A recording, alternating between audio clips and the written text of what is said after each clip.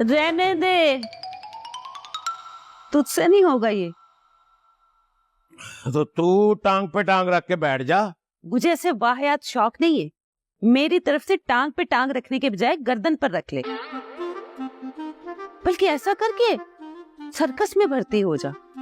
वहाँ ये कर्तव्य भी करता रही और 4 पैसे भी कमाता रही। घर में कब तक मुफ्त की रोटियां तोड़ता रहेगा?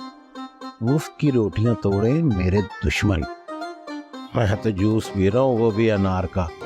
अनार का जूस पीने से खून बढ़ता है और मुझे खून की बड़ी अशद जरूरत है, क्योंकि मेरा दुश्मन मेरा बहुत खून पीता है।